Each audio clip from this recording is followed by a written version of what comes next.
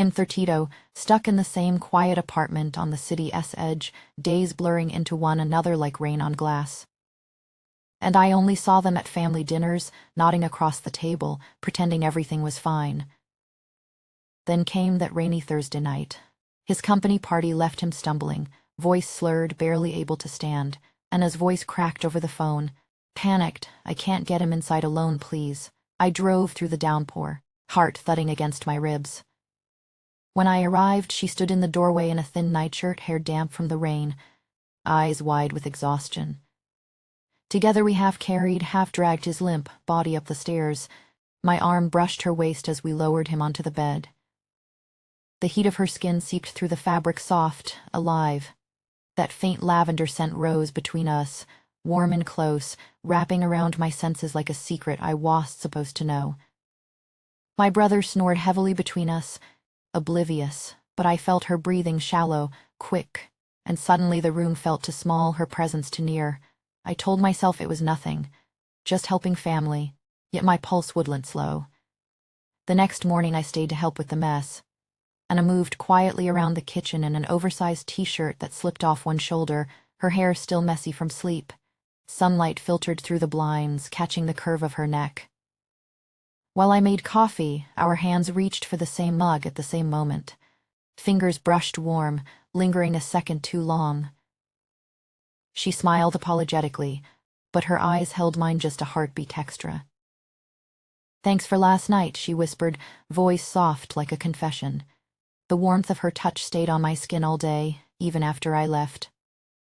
In my car, I gripped the wheel tighter. "Shess, my brother's wife, this is nothing. Stop noticing," but the thought kept circling, quiet and insistent, like rain that never quite stops, because his drinking had grown more frequent and he started texting me a few evenings later. "Just in case," she said, "I feel safer when you're here." I told myself I was only being a good brother-in-law. After work he'd show up, tie loosened, carrying the weight of the day.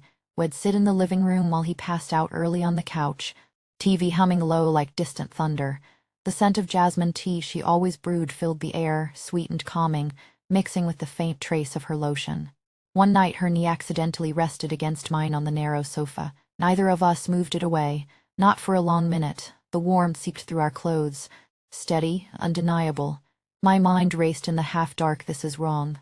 Shess family. But she feels so warm and he doesn't even notice.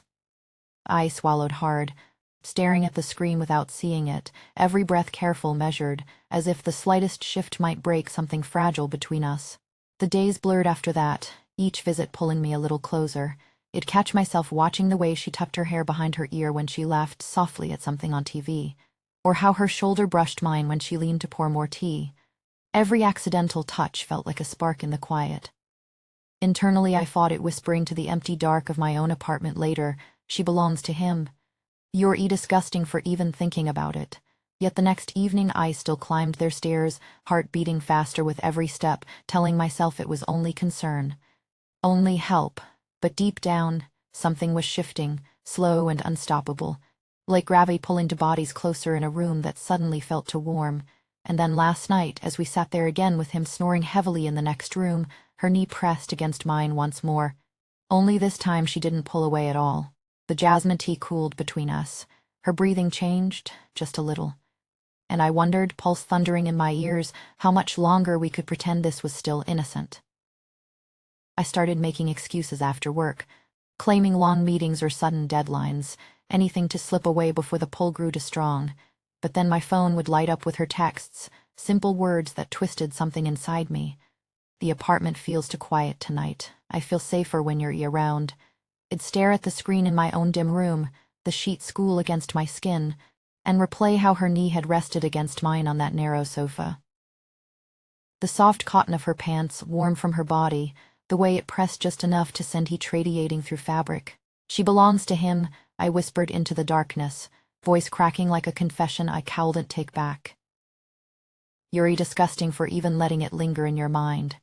The words tasted bitter, yet the next evening my feet still carried me up their stairs, heart hammering harder with every step, breath shallow as if the air itself had grown thicker. One humid evening the air conditioner sputtered and died, leaving the apartment sticky and heavy with trapped heat. We opened every window, but the breeze barely stirred. My brother had already collapsed in the bedroom, his snores rumbling like distant thunder through the thin walls. Anne and I sat cross-legged on the living room floor, old photo albums spread between us like fragile bridges. When she leaned forward to show me one faded picture, her bare shoulder brushed my chest through my thin shirt. The contact was brief, accidental, yet neither of us shifted away. Her skin carried the faint salt of the warm night mixed with that lavender scent that always seemed to cling to her, delicate and overwhelming all at once. For those few seconds, the world narrowed to the press of warmth, the subtle rise and fall of her breathing so close I could almost feel it against my collarbone. My pulse thundered in my ears, screaming silently, "Move now, this is your brother's wife. Get up before this becomes something you can't forget." But I stayed frozen, the album page trembling slightly in her fingers, the humid air pressing us together like an invisible hand. After that night, she started appearing in my thoughts without permission. At my desk during endless calls, on the crowded train where strangers pressed too close, even in the restless haze of dreams where her shoulder would brush mine again, I caught myself lingering in the grocery aisle, fingers closing around the same jasmine tea she always brewed, just so I could open the box at home and breathe in that familiar sweetness. Every time her name lit up my phone, a guilty thrill shot through me, sharp and electric, making my stomach tighten. I told myself it was only help. He was the one who kept drinking too much, leaving her alone in that apartment with its too quiet evenings. The moral voice in my head grew quieter each day, drowned out by the memory of that bare shoulder against my chest, the way the heat had lingered long after I finally pulled back. Lying awake later, it traced the phantom warmth on my skin with my own fingers, ashamed of how easily the ache returned, how quickly the excuses multiplied. Yet the next text always came, and I always answered, climbing those stairs with a hunger I refused to name, telling the empty hallway it was still innocent, still just family. The pull deepened without warning, her presence threading through every quiet moment like an unseen current. Even sorting through mundane tasks at work, my mind would drift to the texture of that accidental press, the way her breathing had shifted ever so slightly in the humid dark. I hated how alive it made me feel, how the guilt only sharpened the craving instead of killing it. One evening, as the days blurred into this fragile routine, I found myself hesitating at their door longer than usual, hand hovering over the knob. Inside, the familiar sounds waited, his heavy breathing from the other room, her soft footsteps approaching to let me in. The air already carried hints of jasmine and warmth, promising another night of careful distance that felt anything but safe. And then her voice came through the door, quiet and close, asking if I was okay, the words hanging there like an invitation I wasn't sure I could keep refusing much longer. My brother had another heavy night and collapsed early again, his breathing heavy and uneven from the next room. Anna glanced at me across the dim hallway light, her eyes tired but soft, and asked if I could help move him to bed. His weight pulling us close as we maneuvered him down the narrow space. Her body slid against mine more deliberately than before, the thin fabric of her shirt brushing my side with every careful step. Her breath warm and unsteady on my lips, carrying the faint trace of the tea we'd shared earlier. "Thank you, I don't know what to do without you here," she whispered, so low it felt like it was meant only for the space between us. My chest tightened, the air suddenly too thick to breathe properly. I almost leaned in, almost let the gravity of that nearness win. Instead, I stepped back quickly, heart hammering against my ribs, thinking one more second and I would have crossed the line. What the hell is wrong with me? This is my brother's wife, and yet my skin still remembered the accidental press of her warmth. After we settled him, the apartment felt heavier with silence. We began talking more openly while he slept, voices hushed like we were guarding something fragile. She confided how lonely she felt in these long evenings, how his drinking made her feel invisible, like a shadow in her own home. I listened, offering comfort with small touches on her arm or shoulder, each time my hand lingering a fraction longer than it should. The song playing softly from her phone, one she said reminded her of better times, wrapped around us like a secret melody, its gentle notes filling the quiet gaps. I told myself I was just being a good brother-in-law, nothing more. But deep down I knew I was falling, the aches spreading slow and inevitable like summer heat through cracked pavement. Every brush of fingers sent a quiet tremor through me, her skin so warm it made my own feel too tight. She leaned into the contact once, just slightly, and I felt the pull deepen, a silent storm building behind my careful words. During a late summer storm, the power went out without warning, thunder rolling close enough to shake the windows. We sat together in the dark living room with only candlelight flickering across the walls and the steady sound of rain drumming against the glass. My brother was dead to the world in the next room, his snores lost beneath the downpour, and I pulled a blanket over us both for warmth, the shared fabric creating a small, intimate cocoon in the dim glow. Her hand found mine underneath it, tentative at first, then surer. Her fingers traced small circles on my palm, the texture of her skin electric against mine, sending sparks that traveled straight up my arm. Desire flooded me so strongly I could barely breathe, my pulse loud in the sudden quiet between thunderclaps. Internally I begged, stop this now, or you'll never be able to go back, but I let her keep touching me, the slow circles growing bolder, drawing me deeper into the warmth we weren't supposed to share. The candle flamed anced low, casting shadows that made her face look softer, more vulnerable. Rain lashed the windows harder, mirroring the chaos inside my chest, where guilt and craving twisted together until I couldn't tell them apart. Her breath hitched once when our eyes met across the flickering light, and I wondered if she could hear how loudly my heart was pounding, if she felt the same forbidden gravity pulling us closer despite everything. I shifted slightly under the blanket, our knees brushing now, the contact small but searing through the thin layers. She didn't pull away, neither did I. The storm outside raged on, but the real tempest was here in this shared darkness. Her fingers still moving in those maddening circles, each one whispering promises we both knew we shouldn't keep. My mind screamed for distance, yet my body leaned into the nearness, trapped between what was right and what felt alive for the first time in months. And then, in the pause between rain-soaked gusts, her thumb brushed the inside of my wrist.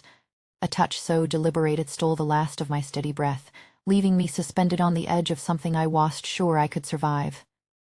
The candle burned lower, its flame trembling like my resolve. Anna looked at me then, tears catching the faint light in her eyes. I feel alive when you're here. Before my mind could catch up, my hands moved on their own, pulling her close under that shared blanket.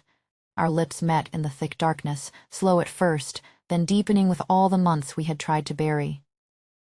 The kiss tasted like forbidden wine and quiet desperation, her breath mingling with mine in shaky little pulls that made my chest ache. Lavender from her hair wrapped around me, sweet and dizzying, pulling me under like a warm current I couldn't fight. In that single suspended moment, I knew we had crossed it. The point of no return. Guilt slammed into me hard, cold as the storm outside, even as my fingers slipped beneath the edge of her shirt, feeling the fevered warmth of skin that wasn't mine to touch.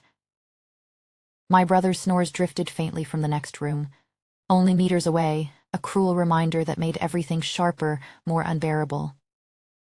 I should have stopped. God, I needed to stop. But the hunger was louder, drowning out every warning scream in my head. We broke apart only when he stirred, a low grunt cutting through the rain like a blade. Anna's face was flushed deep pink in the dying candlelight, her breathing ragged and uneven, chest rising and falling too fast. Our eyes locked in silent horror mixed with something electric and terrifying. I whispered, voice cracking, "What have we done?" She didn't answer. Just squeezed my hand once, fingers trembling. Before slipping away like a shadow back toward the bedroom, I sat there frozen another second, then grabbed my coat and left the apartment, stepping straight into the pouring rain. It soaked me through in moments, cold needles against my heated skin, but nothing could wash away the taste of her still lingering on my lips.